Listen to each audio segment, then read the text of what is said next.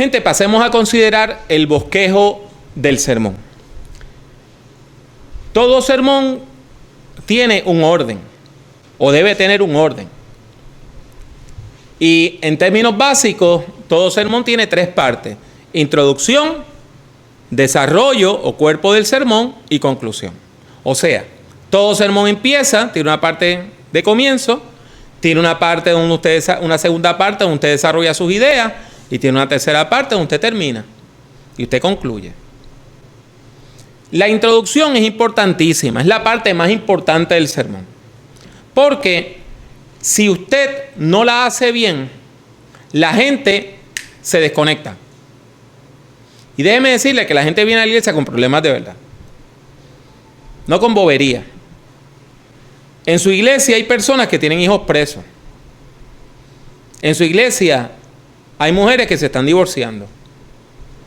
En su iglesia hay personas que tienen enfermedades graves.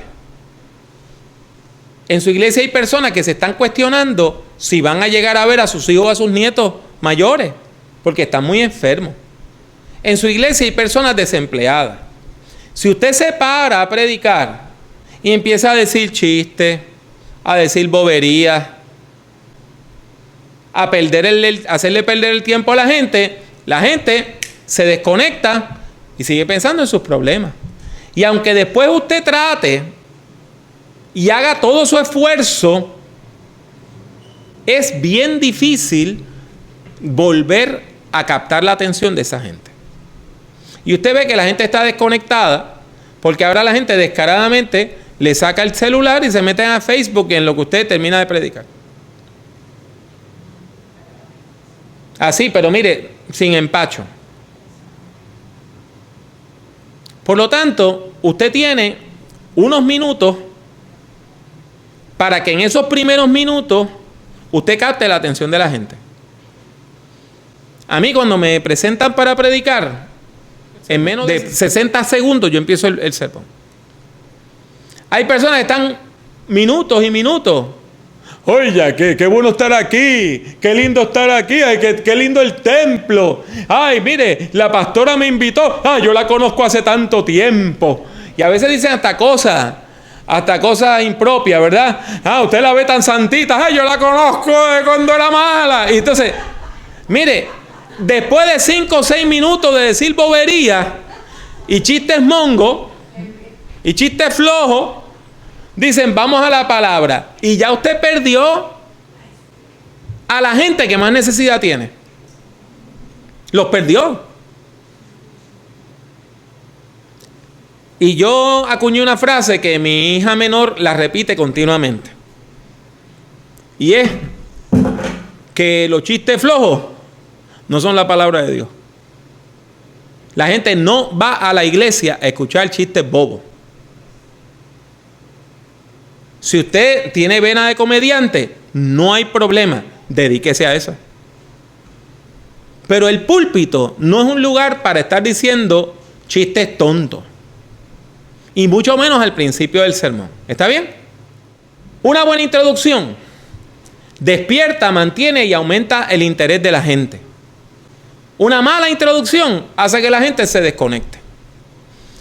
Una buena introducción es cortita, es breve, es clara, se relaciona con lo que viene después, tiene unidad con lo que viene después y está bien escrita, está bien elaborada. Si usted se va a subir al púlpito, se supone que usted sepa exactamente cómo usted va a empezar. Si usted no sabe cómo va a empezar, usted no sabe qué va a decir. ¿Ok? Entonces, hay peligros a evitar. Hay personas que empiezan todos los sermones de la misma manera. Un amigo mío tenía la manía de que todos los sermones empezaba hablando de la iglesia primitiva. Y el próximo domingo, en los tiempos de la iglesia primitiva. Y el otro domingo, la iglesia primitiva pensaba. Y el otro domingo, la iglesia primitiva decía. Y la congregación le puso de apodo Primitivo. Porque todos los sermones empezaban hablando de la iglesia primitiva. Hay frases, hermanos, que nosotros decimos que están vacías de contenido, que no dicen nada, y son generalidades o lugares comunes. Si usted quiere que yo me moleste, usted empiece un sermón de esa manera, porque eso a mí me da ira, porque yo siento que me están haciendo perder el tiempo. Cada vez que una persona se para al frente y dice, la sociedad está en crisis. ¡Wow! Yo no me había dado cuenta. Hermano, la sociedad siempre está en crisis. Usted se puede ir en una máquina del tiempo. Al tiempo de Salomón, la sociedad estaba en crisis. En los tiempos que Israel fue al exilio, la sociedad estaba en crisis. En los tiempos de Jesús, la sociedad estaba en crisis. La sociedad siempre está en crisis.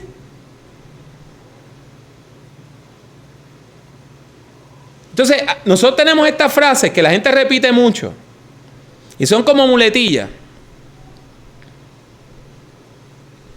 que en el fondo no dicen nada.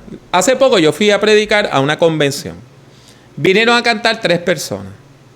Y las 3 personas dijeron exactamente lo mismo para comenzar su sermón. Pero lo mismo. Lo mismo.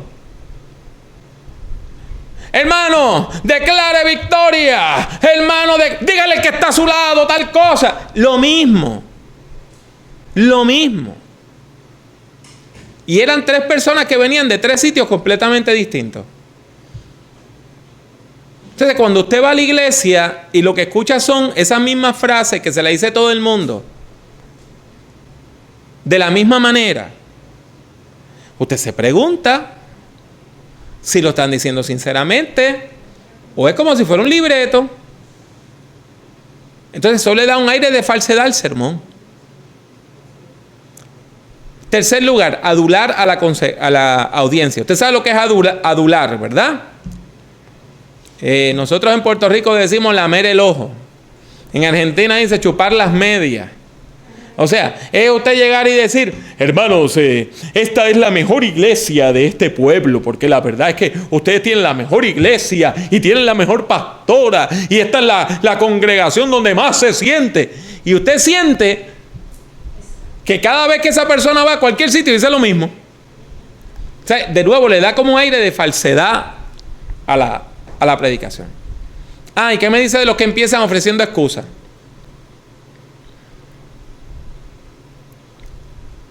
Hermano, perdóneme que yo no me pude preparar bien para la predicación. Pues siéntese. Pues siéntese.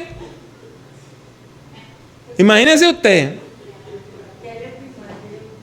Imagínese usted, mire, que usted llama a un plomero a su casa y el plomero, usted le dice, mira, tengo aquí el lavamanos del baño que está destruido. Y él le dice, bueno, la verdad es que yo no sé bregar mucho con eso y yo soy mejor en otras cosas. Yo voy a hacer lo que yo pueda. ¿Usted le dice que sí o le dice, no, yo llamo a otro? Pues mire, el problema de esto es que usted se quita la autoridad. Si yo voy al púlpito y digo, hermano, yo no me pude preparar, y fíjese bien, casi siempre es una mentira. La persona va preparada, pero dice, si yo digo que no estoy preparado y no está bueno, pues la gente pues me va a tener un poquito de pena porque no me pude preparar.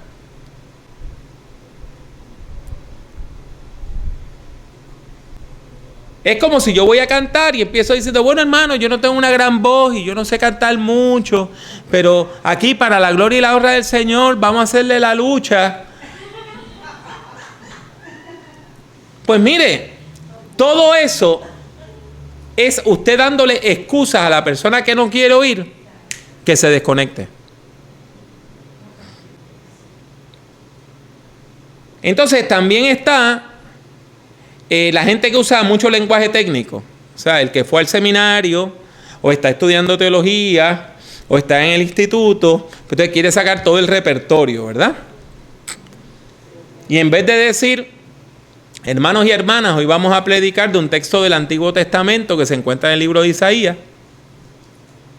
dice, en esta hermosa noche vamos a hablar de la teología veterotestamentaria, particularmente en su vertiente profética, analizando los textos isaianos.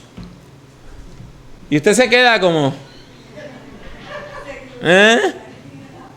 veterotestamentaria, ¿qué es eso? Eso quiere decir del Antiguo Testamento. O las personas que en vez de decir hoy vamos a hablar de la segunda venida de Jesucristo y del fin del mundo, dice, hermanos, hoy nuestro tema es la escatología. Y usted dice, ¿qué es eso de escatología? Pues mire, es importante que usted vaya educando a la congregación.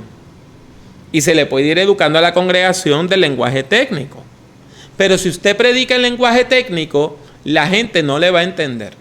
Si en vez de usted decir, vamos a hablar de la doctrina del pecado, dice, vamos a hablar de la hamartiología. Pues mire, lo que pasa es que en griego la palabra para pecado es hamartía. Entonces la palabra técnica para la doctrina del pecado es hamartiología. Pero la gente no sabe eso. Porque la gente no sabe griego. Entonces, usted tiene que hacer la disciplina de que hay ciertos círculos donde usted puede usar ese lenguaje y hay otros círculos donde usted tiene que hablar en el lenguaje del pueblo.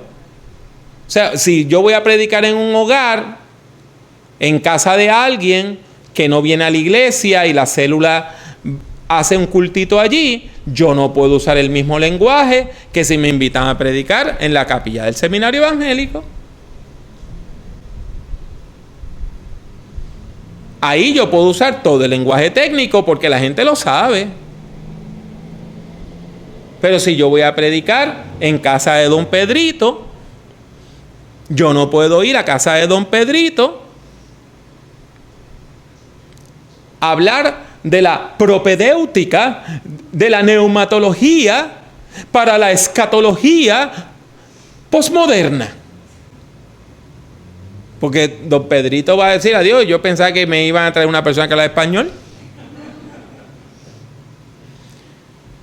Como parte de la introducción, usted puede presentar su tema y decir cuál es el tema que usted va a presentar. En su bosquejo usted puede usar lenguaje técnico, pero cuando lo diga lo tiene que decir en lenguaje de la gente. De la introducción usted tiene que pasar al desarrollo o cuerpo del sermón. Eso se llama la transición. Y entonces en el desarrollo es que usted va a presentar las ideas más importantes de su predicación. ¿Cómo lo va a hacer? Lo va a hacer por medio de lo que se llaman los procesos retóricos. ¿Qué son los procesos retóricos? Fíjese bien. Si usted ve el último párrafo, dice que los procesos retóricos son la narración, o sea, contar una historia, la interpretación, que es cuando usted va explicando algo, la ilustración, es cuando usted da un ejemplo, la aplicación, cuando usted le dice a alguien, tú puedes usar esto de esta manera, o esto es útil para tal cosa. La argumentación es donde usted presenta un argumento, usted presenta toda una serie de ideas. La exhortación, donde usted llama a la gente a hacer algo, anima a la gente a hacer algo. La definición, claro está, cuando usted define un concepto. La interrogación, cuando usted hace una pregunta y la contesta. La descripción, cuando usted va a describir algo. La ejemplificación, que es parecida a la ilustración, cuando usted da un ejemplo. Y la comparación, cuando usted compara una cosa con la otra. Todo eso usted lo puede hacer dentro de el cuerpo del sermón. Claro está, no tiene que hacer todo. Con hacer 2 o 3 de estas cosas, usted va poco a poco explicando el texto. Ahora, quiero volver atrás a hablar de algo que la gente confunde. Hay personas que tienen la idea de que un sermón tiene que tener 3 puntos. Y los puntos del sermón son las divisiones básicas del sermón. Las divisiones básicas del cuerpo del sermón. Pues mire, un sermón debe tener no menos de 2 y no más de 5 puntos en el desarrollo. O sea, debe tener no menos de 2 ideas y no más de 5. O sea, usted tiene una idea central. Esa idea central usted la va a explicar y para explicarla usted tiene que dársela a la gente a pedacitos. Tiene que dividirla en distintas partes y usted va explicando cada parte. Pues un sermón, el cuerpo del sermón, el desarrollo del sermón, no debe tener menos de 2 partes y no debe tener más de 5 partes.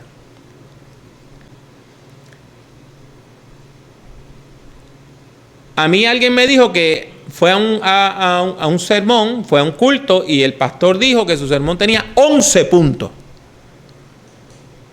Si le dedicó 5 minutos a cada puntito, y estoy hablando, ¿verdad? Esperando que nada más le haya dedicado 5 minutitos a cada parte, estuvo 1 hora, 60 minutos nada más en el desarrollo. Hay que ver cuándo se tardó en la introducción y cuándo se tardó en la conclusión. Y hay personas que predican 1 hora y media. Si usted predica 1 hora y media, la inmensa mayoría de la gente se desconectó después de los primeros 15 o 20 minutos. Y los que se vuelven a conectar, se vienen a conectar al final. Que es demasiado. Por eso, yo le digo, su sermón no debe tener menos de 2, ni debe tener más de 5 partes. Entonces, algo bien importante. Los estudios, porque todo esto se estudia, de cómo la gente escucha y procesa los sermones, nos dicen que cuando un sermón tiene 2 partes nada más, la gente lo recuerda más fácilmente que cuando tiene 3, 4, 5, 6, 7, 8, 9, 10 puntos en su desarrollo. Por ejemplo, si yo predico un sermón donde ahora en Navidad predico un sermón y la primera parte hablo de una profecía del Antiguo Testamento y en la segunda parte hablo de cómo esa profecía se cumplió. O sea, profecía y cumplimiento.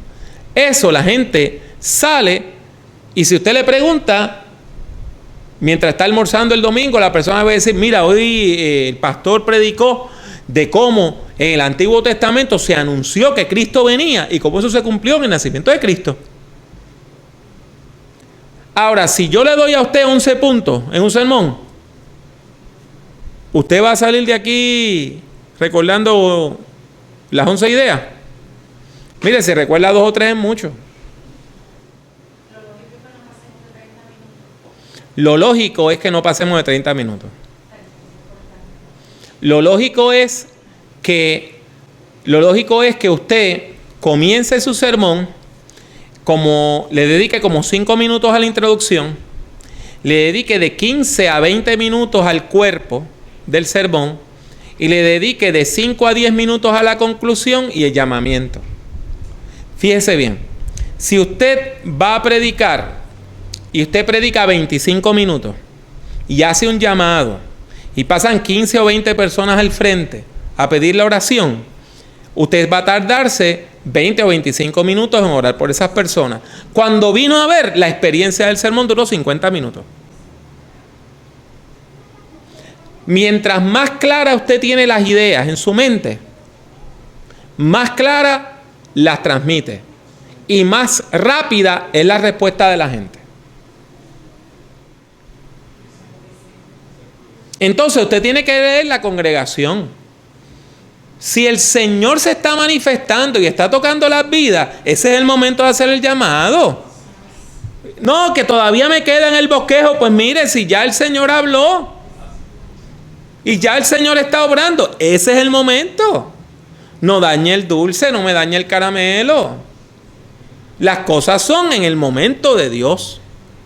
Entonces es mejor que usted vaya y diga mucho en poco tiempo, de manera que toque a la gente hablar mucho tiempo, diciendo poco o mucho, que cuando usted termina, la gente lo que está pendiente es a irse.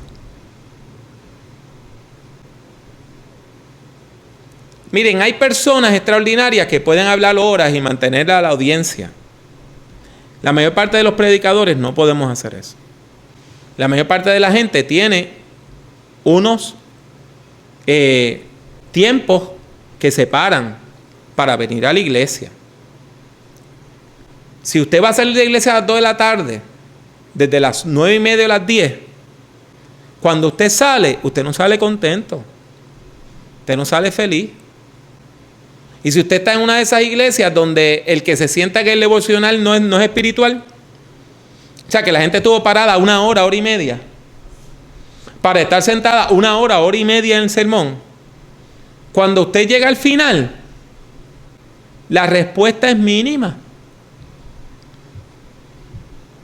Usted en 15 a 20 minutos puede transmitir una idea teológica importante de manera pertinente. Y ese es un desafío bien importante. Entonces, ¿qué le dije? Recuerde que si usted está predicando como pastor o pastora,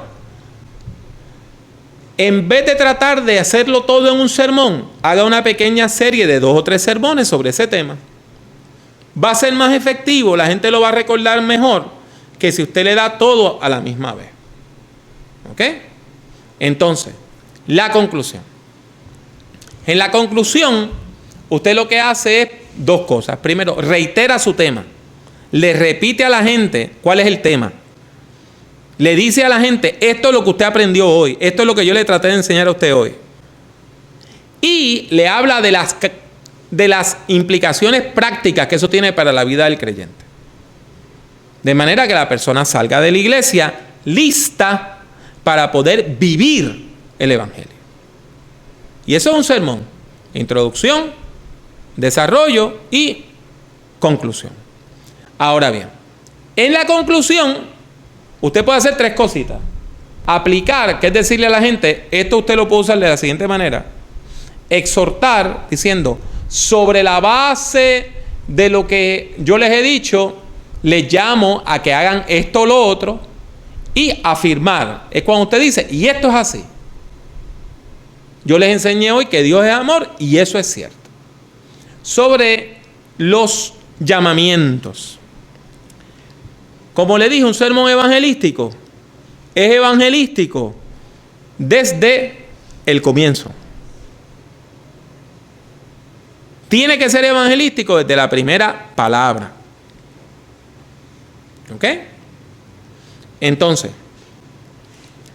si su sermón no es evangelístico desde la primera palabra, usted hace un llamamiento, ese llamamiento viene como si usted estuviera jugando, ponle la cola al burro, y está el burro por allá, y está la cola por allá, y usted se la puede poner en la nariz, o se la puede poner en una pata, o la puede poner fuera de la imagen del burro. Un llamamiento no es un apéndice. Un llamamiento es algo integral. Si usted construye bien el sermón evangelístico, cuando usted llega al final, el llamado se hace solo. Si una persona tiene que estar 5 o 10 minutos diciendo, ay bendito, por favor, pasen al frente,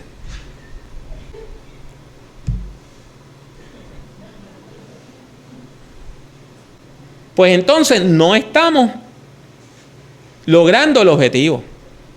Jamás se me olvidará de un amigo que una vez llevaban 35 minutos el predicador en el llamado. O sea, no le estoy diciendo que predicó 35 minutos. El hombre predicó 40 o 45 minutos y empezó el llamado y llevaba más de media hora en el llamado.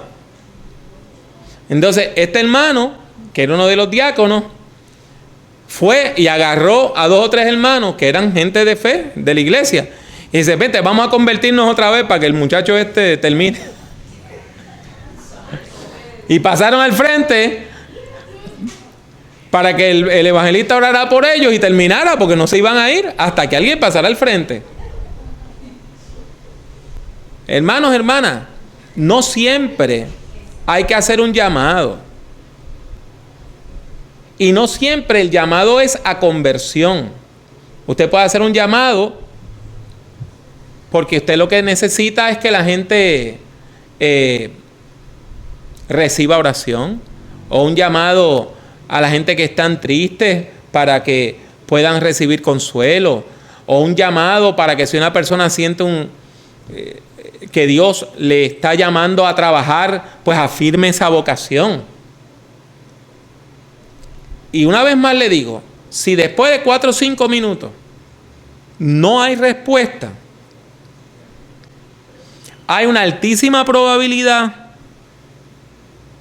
que nadie vaya a pasar al frente, y seguirlo estirando no es importante. Concluyo con esto. Si usted es visitante, es mejor que el llamado lo haga el pastor o la pastora de la iglesia. Déjeme explicarle por qué. Si yo voy a predicar a la iglesia del Valle, y cuando yo termino el sermón, yo veo una muchacha llorando, yo no sé si esa muchacha está llorando porque se está divorciando, o porque su papá murió hace 2 semanas, o es porque el sermón la tocó. El pastor probablemente la conoce, la pastora probablemente la conoce.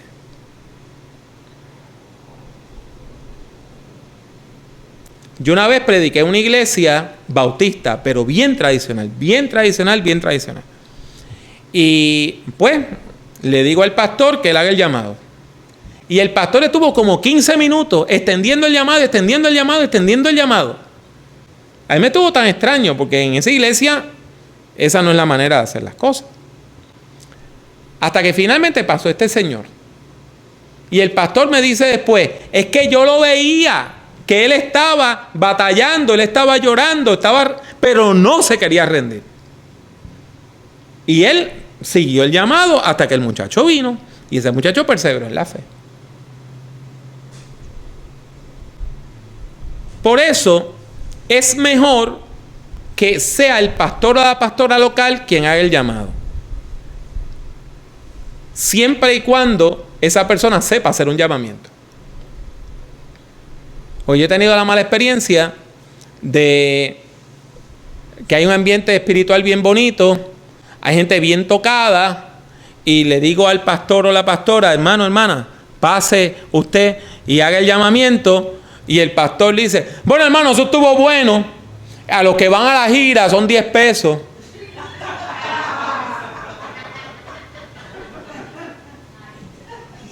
Así me pasó en una iglesia.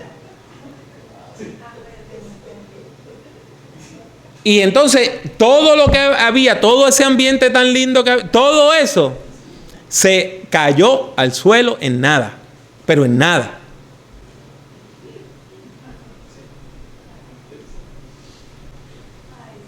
Así que esas son de las cositas que pasan, porque no todo el mundo sabe hacer un llamado, y no todo el mundo valora los llamados, ¿sabe? Pero en resumen, lo que le quiero hacer sobre los llamados es que el llamado debe nacer naturalmente del sermón.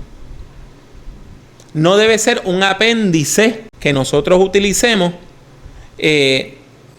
como para añadir algo cuando necesariamente no cabe ahí.